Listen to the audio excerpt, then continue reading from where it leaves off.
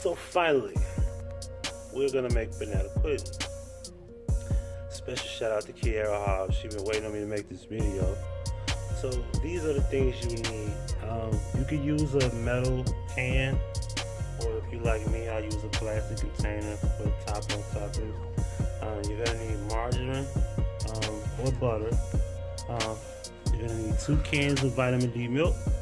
You're gonna need pure vanilla extract. You're gonna need sugar. You're gonna need flour. Oh my goodness, I don't have eggs.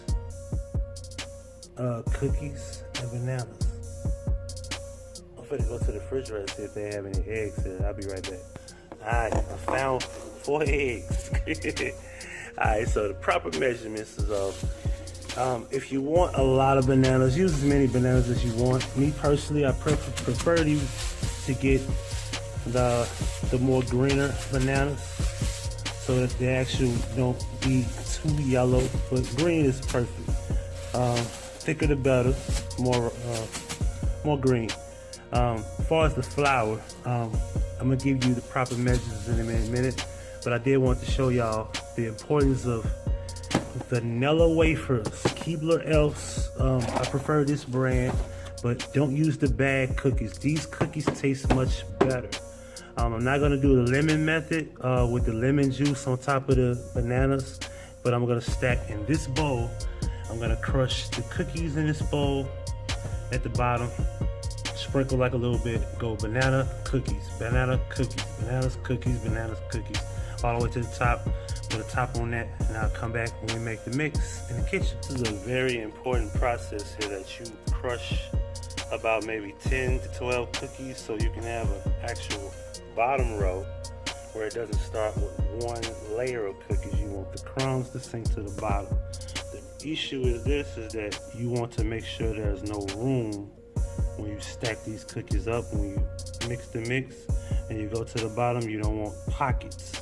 You want everything to absorb and there's no holes. So the reason you want this at the bottom, so everything sinks to the bottom. I'll explain that to you later as I show you later. As you can see here, I could have put like a couple more bananas in there, but this is how I'm gonna stack the first level. And then you go cookies, bananas, cookies, bananas. I'm gonna show you the first row. Like that, this is the first row. Let's throw another cookie right there. Now it has to be stacked neatly. So what you're going to do is cover each row with cookies. We're gonna go bananas, cookies, bananas, cookies. As you can see, this is what it should look like. Covered up. It should be in layers, as you can see there. Comfortable layers.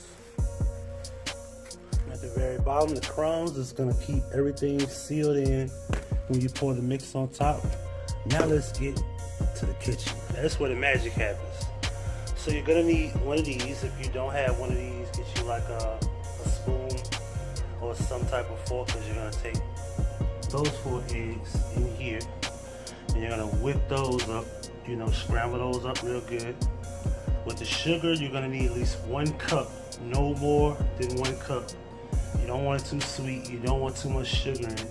I prefer a little bit close to maybe 3/4 of a cup, but you can do 1 cup of sugar. Half stick of butter, as you know, 4 tablespoons. This is a tablespoon measurement cup. Trust me, measurement cups are your friend. 4 tablespoons flour. Doesn't have to be all purpose, it could be wheat flour also. And 2 cans of milk, vitamin D milk. As you can see, I'm using carnation milk. And let's get it mixed. First thing you want to do, 4 tablespoons. You're going to put that in first. You're going to set your temperature to medium. Alright? You're going to take 4 tablespoons of flour.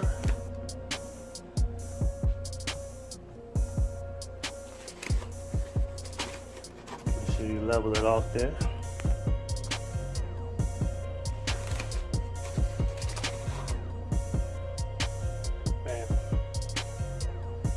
Next thing you want to do, use your whip. What you want to do is pour 1 can, I'm sorry. Pour 1 can in. And you're gonna mix the flour up in the milk. because you don't want that to get too thick. You want that to be your mix early. And the reason I prefer one of these is because of the simple fact that the mix is a lot easier. It makes your job a lot less complicated.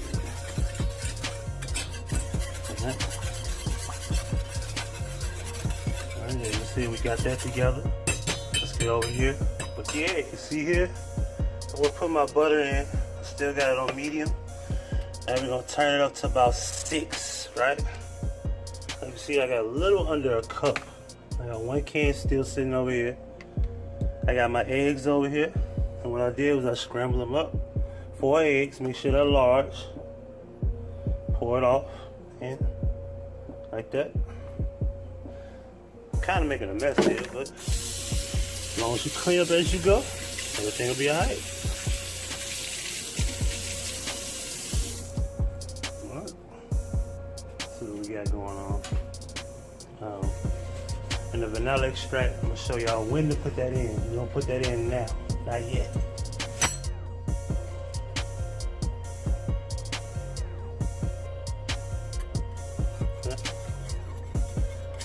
You're gonna blend this up like that. You don't want to spin because you got that butter in there. You might splash it everywhere.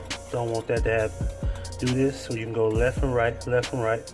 That way you let the butter melt into the milk, along with the flour that's already in. And now that you got eggs, once the butter melts, then you can whip. You don't want to whip with the butter in there. It's a big problem. All right, put that right there. 1 more can, right? Now you have to be careful because now it's filled to the top and you have a much bigger pan than me. You're gonna sprinkle. Don't want to pour, sprinkle around because you want it to be even. All right, then go left, right, left, right. You want to let everything blend in. Then whip. All right, left, right, left, right. Look at the wrist. See it?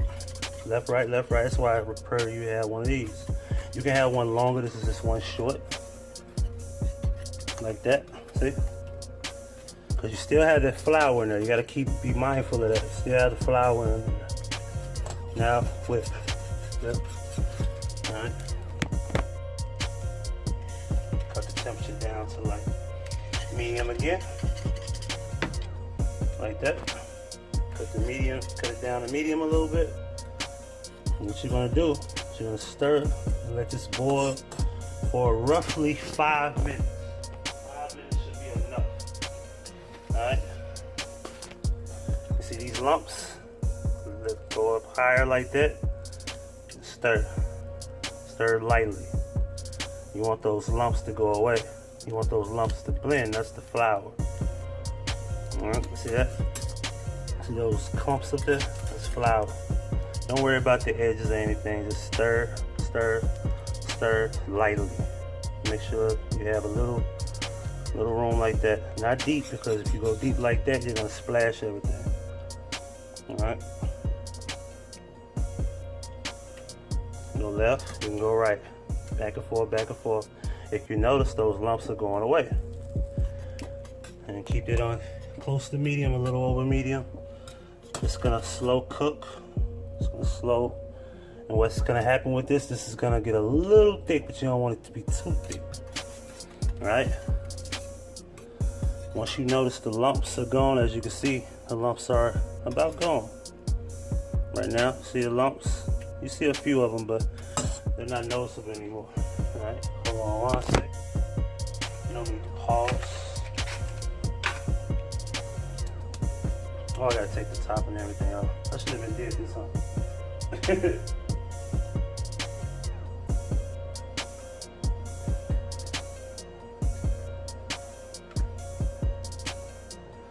Alright. There you go. Now what you want to do with this, just a dab, okay? It's too potent. You don't want nothing but a dab. You see that? That's all you need. Do not pour a lot, just a dab, like a taste. Alright, and stir that in real nice.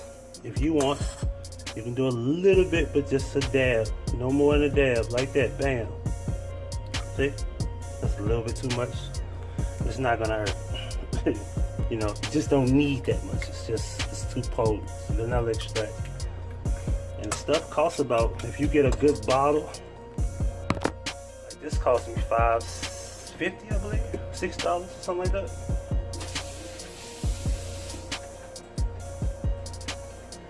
And I prefer, if you're gonna do this, don't be cheap with the products.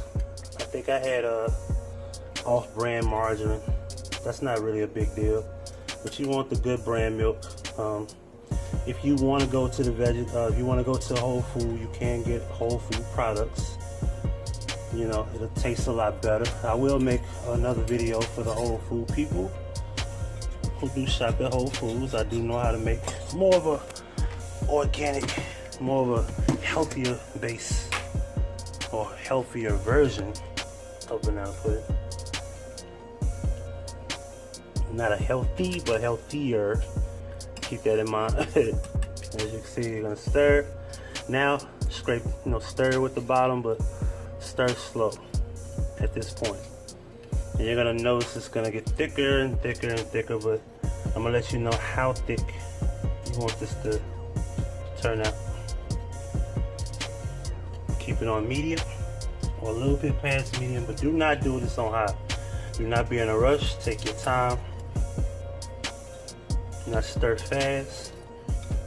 You like me, I got a bowl that's very small, so you don't want to stir too fast. You'll splash everywhere. You're gonna have a mess. I have a little mess like right there. Especially if you got this type of stove like I got at my house, which I am at work. Don't tell nobody. Anyway, see?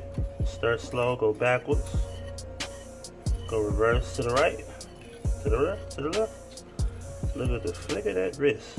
Look at that. It looks nice, don't it?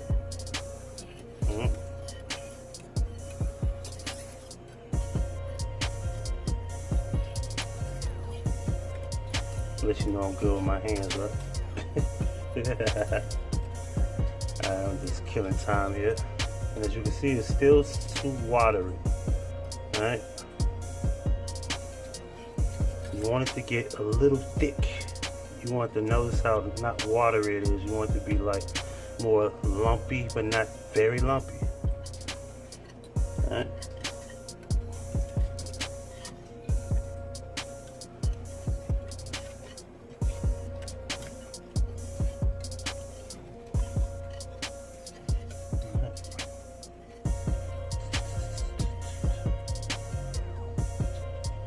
Because some people like that stuff watery.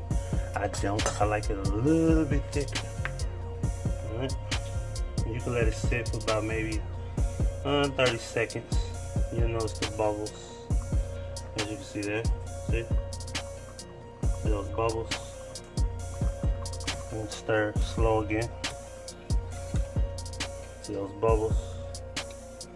When you notice the bubbles, you know it's getting too thick. That's when it becomes pudding, or mix for the pudding, right? Or pudding mix.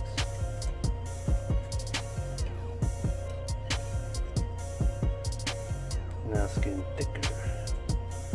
See, it don't look too watery as it used to be. I'm gonna turn it up a little bit. Turn up, turn up. See, do this at your own risk, but just be careful, be mindful, and be aware that those bubbles are gonna come up fast, as you can see there. See it? So you want to stir, and it's getting thicker already. So we'll be ready to pour in there in a second.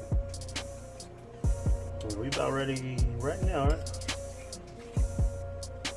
See, you can stir fast. You see how thick it is now? It's getting thicker. All right. See that? Much thicker. We need it a little bit more thicker. See that? You can tell it's getting thicker because I'm stirring it fast and it's not splashing anywhere.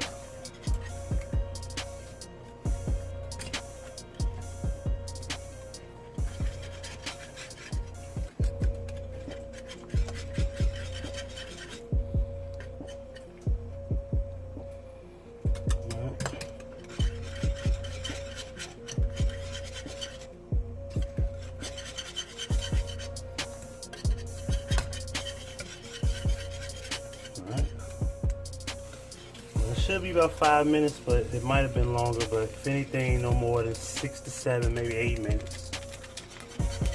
All right. So you see how it's getting kind of, you know, bubbly like. See that? I'll clean the stove in a minute. It's time to pour. Pour up. See that? Right there. See that?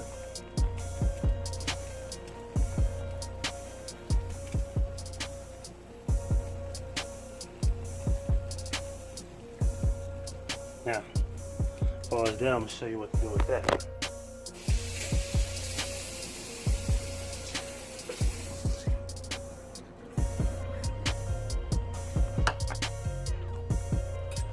Put a little water in there. Stir it up real nice. Like that.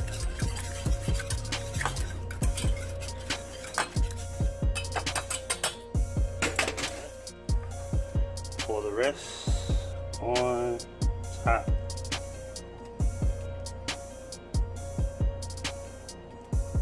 Cover as much as you can. And there you go. And you take this, put it in the refrigerator, or wait. And as you can see here also, I want you to, hold on y'all. As you can see the edges, see how there's no pockets at the bottom or anything. See that? Oh yeah, another thing. Make sure this is down, not upward. You want it to be closed off. You want it tight sealed. Alright? Put that in the refrigerator. And you're ready to go. And roughly, depending on how cold your refrigerator is, roughly 2 to 3 hours for it to be cool. I know most people like to eat this right away, but cool is better. This has been Huggie Pacino's, I guess you could say, cooking corner, if you want to call it that. This is how you make homemade Southern style banana pudding. I'm out.